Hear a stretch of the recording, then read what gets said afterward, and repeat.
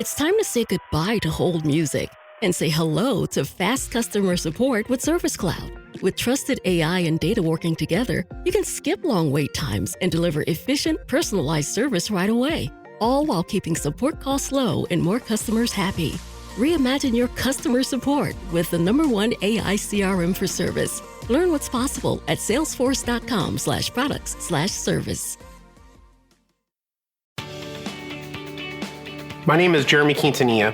You are listening to Age of Jeremy. I'm an entrepreneur, and I'm the co-founder of Age of Radio and 3T Fitness, and, well, other businesses that I am working on. This podcast is about everything that I learn and the trials and tribulations it took to learn them. I hope you enjoy.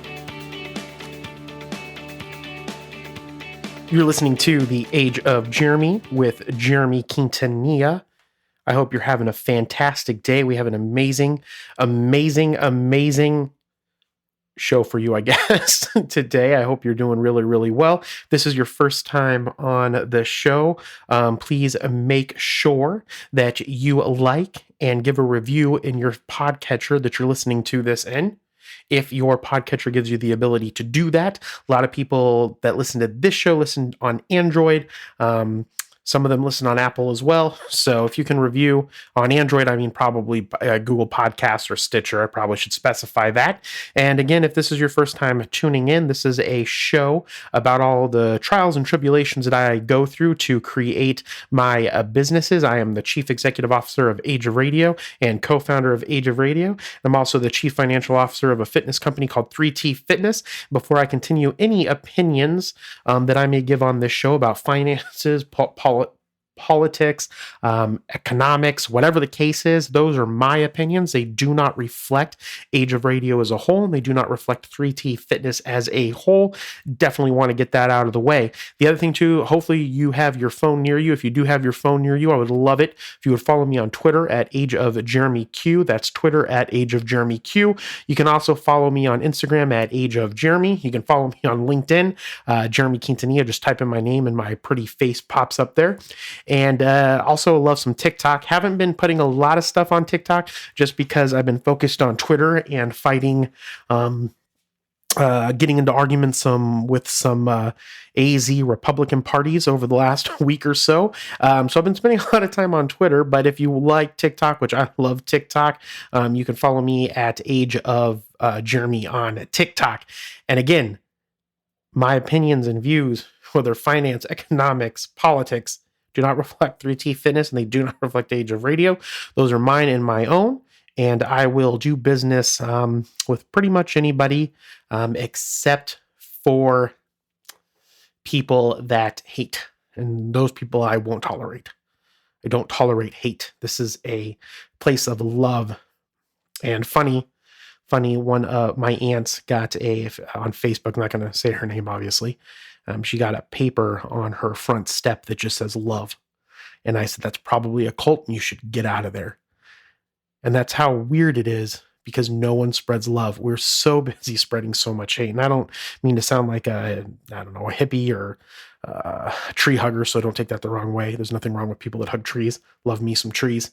I spent many, many years as a vegan, but I don't tolerate hate, and we shouldn't tolerate hate.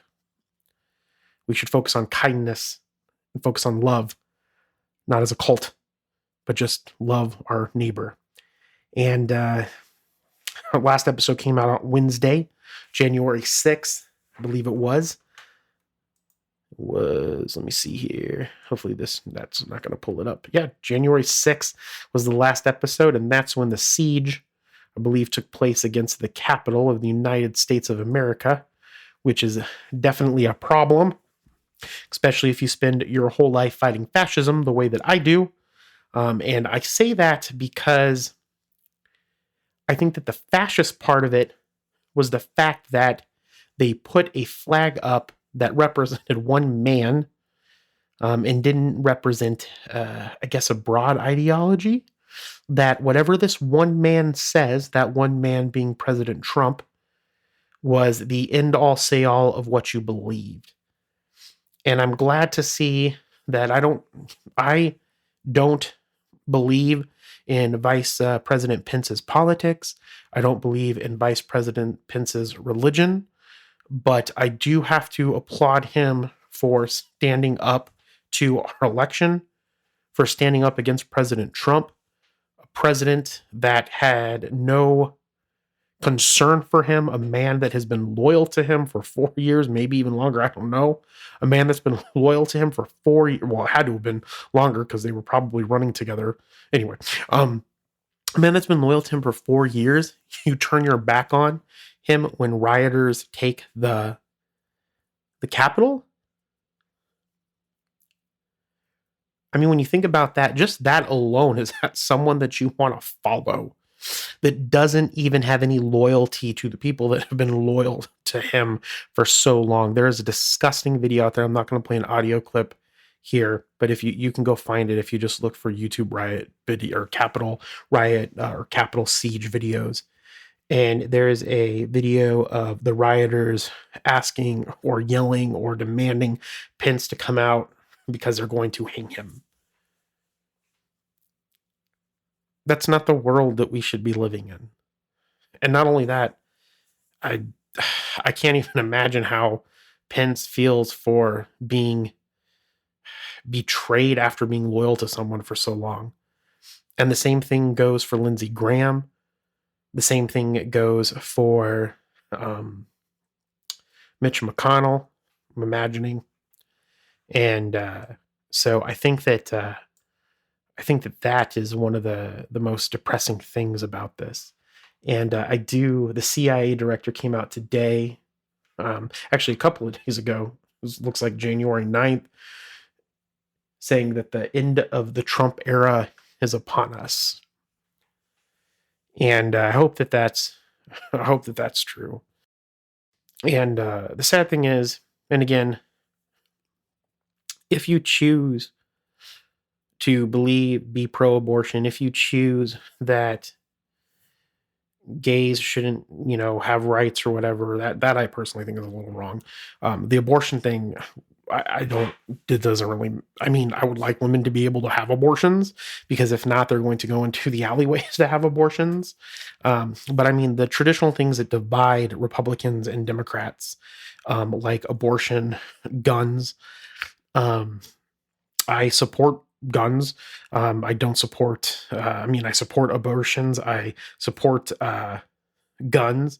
I support free immigration. Republicans usually don't want open borders. I support open borders because we used to have open borders in the United States. It's Staten Island, but everyone forgets that. And then, and we also argue about how we should tax people, the economic system that we have. And I think that those things are fine to talk about. We've been talking about them for a long time. But there's been this growing movement from people that have been silenced, and Trump gave those people a voice. Now, I hope that when this is over, and Trump hopefully, in my opinion, should be impeached and removed from office to help set a precedent, that we're not going to stand for fascism in our country and the overthrowing of a capital in the name of a man, right? If you want to worship a man, do it in the privacy of your own home and in your church, like most people do, but not the worshiping of a president who is not a good leader. Now, that being said, I don't condemn the GOP or the Republican Party as a whole.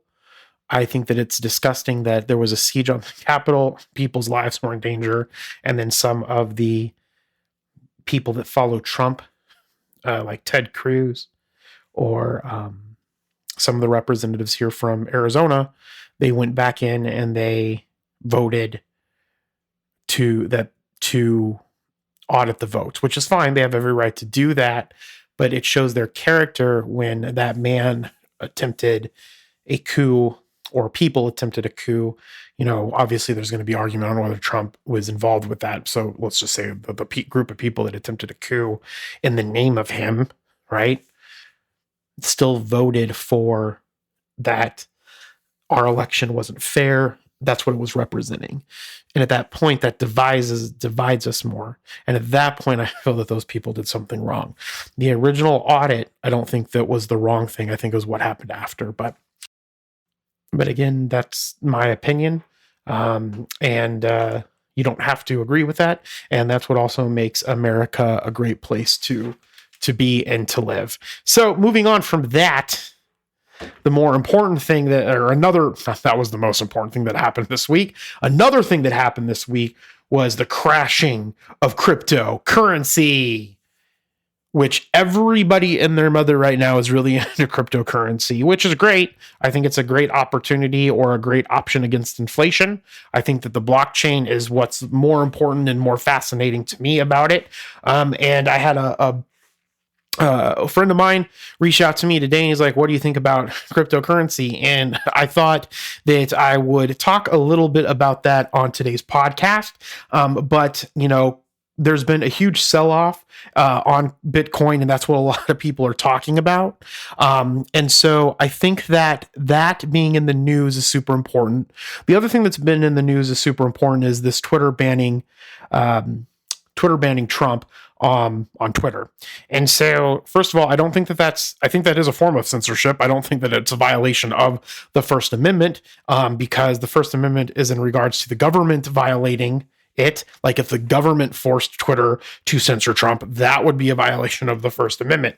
But this raises a really good point about capitalism that I want to kind of show, hopefully, that you can kind of see with that. And that is that the people that have the money, they make the rules. So the person that owns, right, Twitter, Jack Dorsey, he had the ability to silence a person, right? So if that person doesn't go through the other channel, because Trump doesn't do the other channel, which is the press office that he has right in the White House, that he can call a meeting so he can talk to the American people whenever he wants, right? He prefers Twitter, but they have a way to show us that information. And that's why I am not an adamant and I do not support people getting their news from social media. You should get your news from a good journal source like the Wall Street Journal, like Market Watch, like Barron's, like the New York Times. And you're going to be like, that's all fake news. Well, it's not all going to be fake. You have to take the information, spend time reading it, and make your own decision on it if you want to know what's going on in the world. Okay? But the problem is that now the Walmart, Amazon, Microsoft, all these companies have started pulling their donations from a lot of the PACs, okay, or the political action committees, right? And they give to Democrats and they give to Republicans. Some of them have stopped all of it. Some of them have just stopped the objectors, the people, the congressmen, men and women that objected to the electoral votes, right? But what this means is that if a lot of their money is coming from that and it's not coming from the people, this is an exact reason why we need to move away from businesses being the main source of the money that's going to these political the campaigns, right? Or political action campaign. I don't know what C stands for. Unpack. Go look it up. And so the point is that the businesses are really the people that have the control. And that's really scary as well when you think about that. So there's a lot of things that that are a problem. If you follow Coach JV on TikTok, he talks a lot about the Rockefellers, the Bilderbergs, the Rothschilds. There's also the ones that I like a lot, which are I always forget their last name. It's German. It is the Warburgs. Sorry, the Warburgs. Sorry, I had to roll to my bookshelf. And so even though, that a lot of that information, a lot of people will look as a conspiracy theory, and I believe that a lot of it can be taken out of context, but they do have that money, so they do have the ability to manipulate the way in which we see the world. And they have the ability to push someone to the forefront of the world because they have that money. Okay, and this is a perfect example of them taking their money away, which will stop these people maybe from being able to have their voice heard because their money's going away. And that's why we need to move away from corporations funding a lot of these political campaigns, whether they're Democrat, Libertarian, Socialist, Republican, Green, American Independent Party, whatever the case is. They should be getting their money from the individuals that are a part of their party, in my opinion. But Again, that's just my opinion, because the other thing too is you would see some of these money going down, because then, the other problem though is that if you get all their money and the wealthy people are part of a specific committee or unit, then those people have the most money to push it. So there's a lot of problems with this. So, but I digress. I just want you to think about that. Even though I support the ban on Trump, from all of these companies and the removal of the money. And I think that it's smart and wise for a lot of these companies to remove their money from both Democrats and Republicans, because that helps them stay kind of in the middle rather than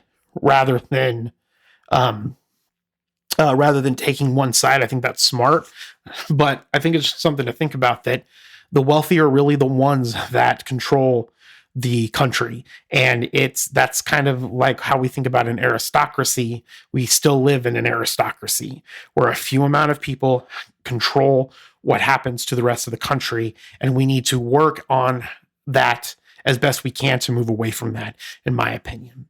But going back to the Bitcoin, before I kind of get into one of the main things that I want to talk about, even though I've been talking for, 15 minutes, the Bitcoin sell-off, it's going to be volatile. So if you want to invest in it. I mean, Bitcoin's going for, I don't know, 30,000, 40,000. I don't know. What's this? 2 weeks ago, was it 23,000? I don't know even what it's at today. That's how much I pay attention to it. It goes for a lot, right? And you have the ability to buy a portion of it, which I talked about, I think, last week, that you can buy slices of stock. So you're not going to own one coin. You're going to own a coin with a bunch of other people. It's kind of like a timeshare. Do I think that it's a good way to hedge against inflation? Of course, right? I think it's a great way to hedge against inflation. However, I also think that gold and silver and platinum and copper and cows and oranges and other commodities are all great ways to hedge against inflation. So to me, I don't look at, I want to make this clear to the people that take my advice. I don't look at investing as a way just to get rich, right? I look at investing as something that I enjoy. I enjoy buying good companies, giving my money to them so that they can make me more money and make more of the products that I enjoy, right? So if we look at my portfolio, right, I own Microsoft, I own MGM, even though I don't gamble. If I did gamble, it would probably be Baccarat or poker or something like that. But I like the luxury resort gambling business. So MGM, we got Microsoft, Pepsi. Obviously, I've been a huge fan of Pepsi. I think they have a great diversification of products. I own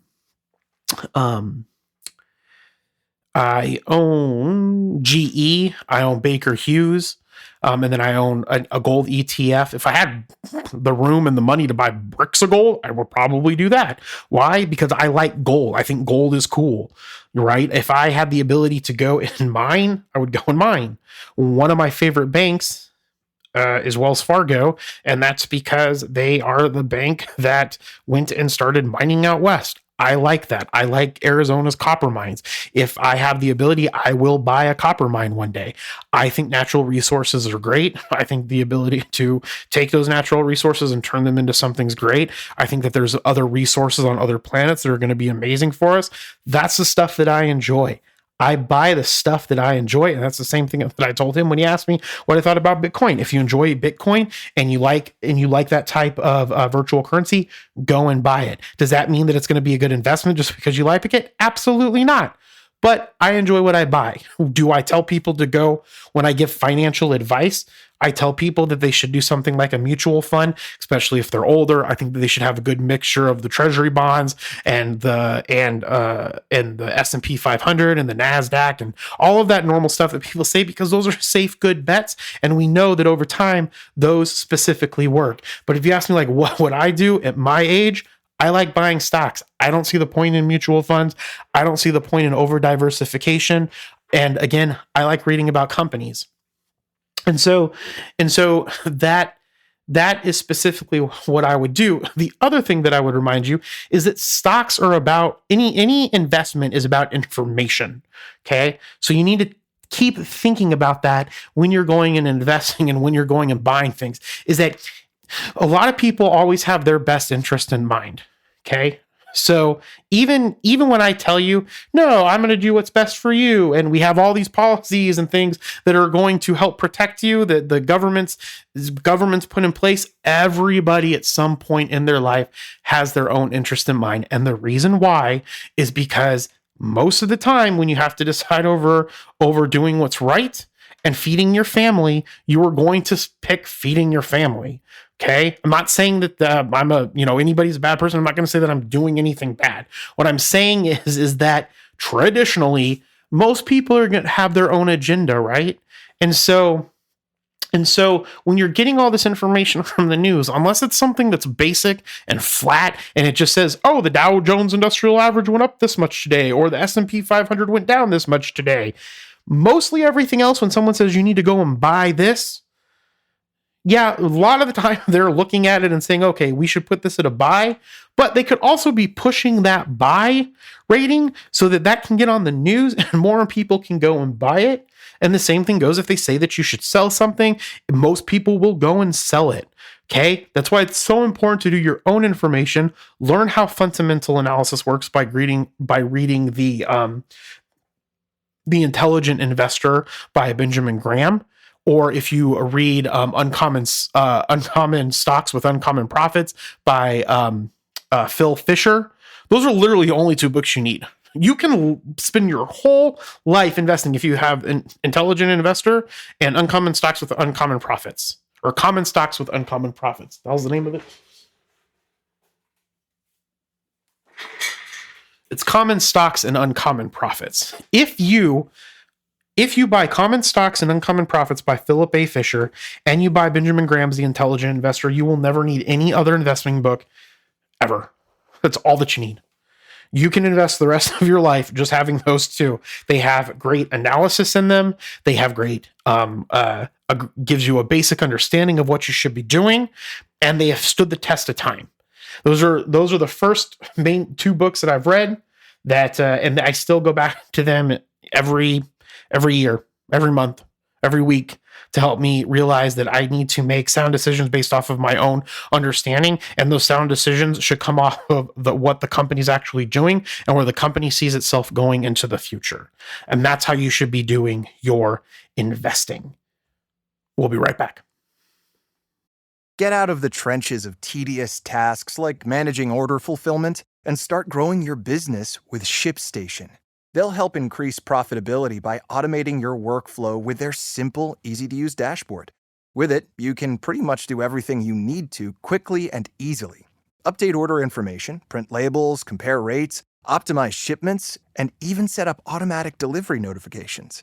And it doesn't matter where you sell. Amazon, Etsy, eBay, Shopify, ShipStation can integrate pretty much anywhere online. Another great thing about ShipStation? They can help reduce costs with industry-leading discounted rates from some of the biggest mail carriers. You might even be able to get up to 89% off USPS and UPS rates. So, make this year your most profitable one yet.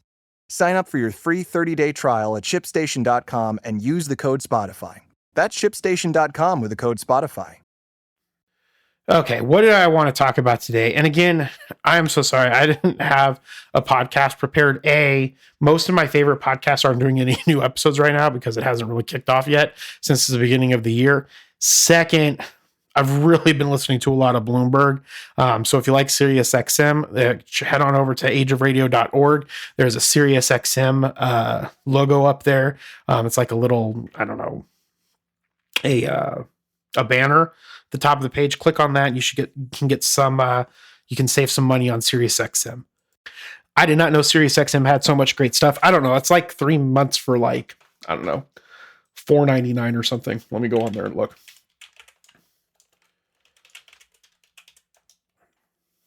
I was sick last week. I had to do COVID testing.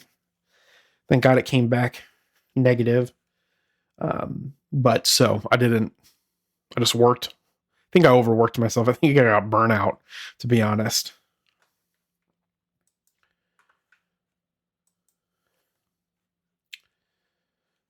All right, if you head on over to ageofradio.org and you get through all of our weird Google ads that I had turned on, and then we're working on getting up on the website. But if you look, it says stream 3 months of SiriusXM for $1 and 3 months of Hulu. Go and check that out. Again, I've been listening to a lot of SiriusXM, specifically Bloomberg Radio. I also really like that they have CNBC Radio, because in my office during the day, I usually have that playing through my Google pod. I'm just advertising a bunch of companies right now. But if you click on that link, we do get a kickback for it at Age of Radio. So I'd appreciate it if you do decide to get some SiriusXM. You know, the funny thing was, when I got into a wreck back in October, the weekend of my birthday. So my birthday's October 21st, in case anybody wants to give me anything next year.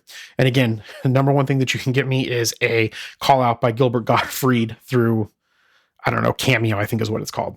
And so I got into a car wreck. I got a Nissan Leaf, wasn't happy with it, ended up trading it in or giving it back and getting a Toyota Camry. So I tried to go electric, but I failed. And then but with that process, the Leaf had a SiriusXM button. So I got it. I thought that was cool. I fell in love with SiriusXM. Then I got my freaking Toyota Camry, and it doesn't have the SiriusXM button. So I just connected to my Bluetooth when I want to listen to it, and then I connected to my Google Pod or my Google Mini when I'm in the house, and the thing works amazing. So check out SiriusXM. I didn't think I'd like it as much as I do. All right. That being said, here's the thing that I want to talk about. This is something I talk about a lot. And that is, you need to, and this goes back to my buddy when he was asking me about Bitcoin. Then he's like, well, what are the things that you invest in? And I said, the number one thing that you should invest in, and I still stand by this, is starting an operating company. Okay. And then what I mean by an operating company is when you start a company that you are actually own and you actually operate. Now, this could be a side hustle. It could be your main hustle. It could be, well, those are the main things. It could be your side hustle, your main hustle, maybe a quarter hustle. Maybe it could be a hustle you do on the weekends. Maybe it can be a multi-level marketing hustle. I'm not a super big fan of multi-level marketing, not because I think that they're all pyramid schemes, just because I would rather make my own products and sell them. Or if I did buy their products, I would rather buy them and just distribute them, which you can do with a lot of multi-level marketing. But a lot of the bigger bucks come when you get people set up on your downline. Now, that being said, those are operating businesses, okay, where you are doing the operating, you're going out and selling stuff, you're hiring people, they're selling things, and those are the businesses where people get wealthy. Think like when Elon Musk started PayPal or whatever it was before it was PayPal, and then it became PayPal and they sold it or whatever the case was, and he made his millions of dollars, and then he took that and started SpaceX, and then he bought into Tesla and became an operator of that, okay? So the reason why those are the main ones is because you traditionally own the majority of those shares or those memberships in those business. So like with 3T Fitness, I operate it, I operate it part-time, right? With John, who operates it full-time. But if it gets purchased, right? And then we operate it with Kevin, who has some membership ownership in it now as well. But we operate that. They do it full-time, I do it part-time, I'm still an operator. When that sells, if it sells for, say, if we end up selling it one day for, we'll say, $3 million, I get my percentage of that ownership. Okay. So that's one of the things that you want to think about, is that that's how people build real wealth, is through their operating company, because then they also get distributions from it. So let's say I own 15% of a company. Anytime that we have gross profit and we set some of that aside to be paid out as distributions, I would get 15% of that. Or if we set those aside and we pay per share that are owned in that stock, then, when you get that, that's the amount that you get, and it'll still come out to the percentage that you have in the company. And so that's what we think. That's why operating companies are good, because you can get a percentage of the profits, and then you get a percentage when that asset is sold. Okay. And that's how people build great amounts of wealth. Jamie Dimon was actually the first billionaire who didn't get his billions that way. And he got his billions from working at Chase his whole life, or however long he worked at Chase. And so I'm sure he owns some other operating businesses. Maybe, I don't know. Or maybe he's investing in some other businesses where he doesn't own a majority of the share. And so one of the things that we want to think about is that's how you should be focused. So if you have an extra $1,000 a month and you say, what should you invest in? I will tell you to invest in an operating business that you operate part-time, or you oversight and you manage, where you're not just a completely passive investor. And so that's something that you really want to think about when you do this, because that's how you can build wealth. Okay. Now, the next thing that you should do, if you say, well, I don't want to be an operator of a company, what should I do? Then you should find someone who's willing to be an operator business where you can just invest with them and they run the business and you don't have control of that business. Okay. It's not a publicly traded company. It's a private company, maybe a mom and pop shop, maybe your brother or cousin has a business and you have like $2,000 a month you want to do. I would give it to them and then let them run it as best as you can without getting involved, maybe giving some suggestions and oversight. And that's kind of like owning an operating company without you actually doing the operations of it. Okay. And then if you're like, no, I don't know anybody like that, I don't know a bunch of entrepreneurs, the next thing that you need to do is you need to buy stocks. Okay, none of this mutual fund stuff. I would say go out, buy a company that you enjoy, that you think is going to be well, and hopefully it does well. If it's a company that's good, you can't go wrong with a lot of the companies that have been around a long time. Sometimes they go bad, like GE. I bought GE when it got down to 5. Baker Hughes, when they finally split that off as a separate entity, and GE owns a percentage of Baker Hughes, I started buying Baker Hughes up. But GE, I started buying at like $5. Now it's up to like $11, and I personally think it'll keep going. But in the future, it could drop back down to that, and I could lose all my money. That's the risk of investing in companies. But I believe in GE, and I believe in the person that's managing it now, the CEO. If that changes and I don't believe in that person, then I'll probably sell it. But the point is that you need to not get caught up in this diversification game. When you look at some of the biggest investors out there, like Warren Buffett, like Bill Gates, like is it Charlie Munger? I think that's his first name. Buffett's partner in crime. I can never remember his first name. I just know his last name's Munger.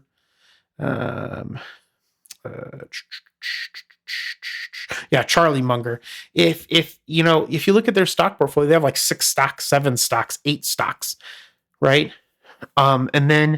And then when it goes down, and then when they have their other businesses, they diversify it more.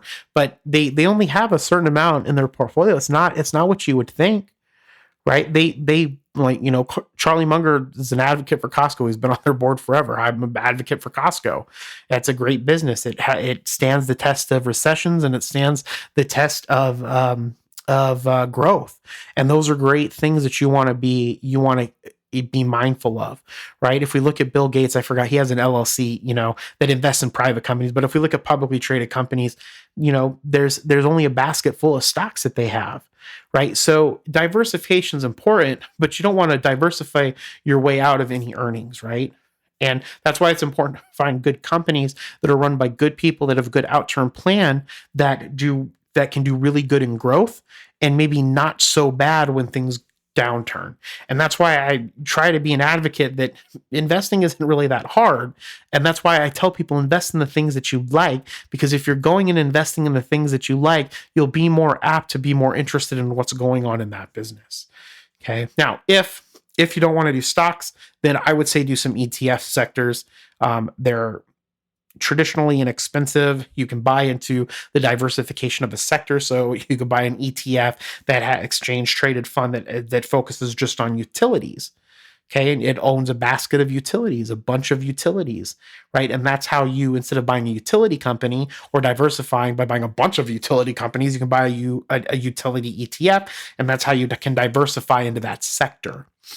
And that's really important, because you may not have the money to go into a sector that you want and buy all of the companies that you want to buy, or maybe the company that you want to buy is a lot and you can get it into an ETF Okay, and then if you don't want to do ETFs, then go ahead and get into a mutual fund like everybody talks about, and get the S&P 500, 7%, 8% a year, and go from there. But I think that we are into such with so many people having so much access to information, is that we have so much stuff coming out with us with it, so we don't really know what to do. And so that causes a lot of problems. So what we want to do is, I am an advocate for diversifying, but not over diversifying. You don't want to over diversify yourself out of all of the risk. Just find companies that you like. That's why I say invest in what you like and go and invest with that. If you like bonds, go and invest in bonds.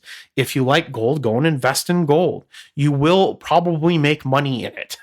Okay. You may not become a billionaire. You could become a billionaire if you start an operating company. And again, I'm an advocate for you taking money and going and operating, especially if you're young. If you're young, and everybody online is saying, if you have to put $100 a month at 8% a year in 30 years or 50 years, you'll be a millionaire. If you're putting $100 a month, take that $100 and start a freaking business. If not, then maybe do that. I would still say go and just buy stocks that you enjoy, but that's my opinion. And again, I'm not gonna say this to everybody. Everybody has different circumstances, but I mean, in general, I think that that's how you should be. That's what you should be doing with your money, putting it in to operating businesses, because the upside of that is far greater than anything that you could buy in just buying a share of, say, Microsoft or buying a share of Pepsi. Right? If you start an operating business and then you sell that business for $22 million, then take like $5 or $6 million and go buy parts of Microsoft. Then you'll have maybe a larger share vote, might be even maybe at that much. I don't think that you would, but because of all the shares that are out there, but like the wealth potential in having your own operating company is far much better than going out and buying shares in a publicly traded company. And again, that's my opinion. And again, if people come to me and ask me my advice, it's all going to depend on their situation. But this is what I told my friend today because he's young. And I just think I think that he has a lot of drive. And I think focusing on his own businesses would give him a far much upside potential than going and investing in Bitcoin or something else. So I'll talk to you guys later. Thank you so much for tuning in. Bye. Thank you for listening to The Age of Jeremy. Make sure to subscribe on your favorite podcatcher. If you can do me a favor, please rate this podcast if your podcatcher allows you to. Talk to you soon.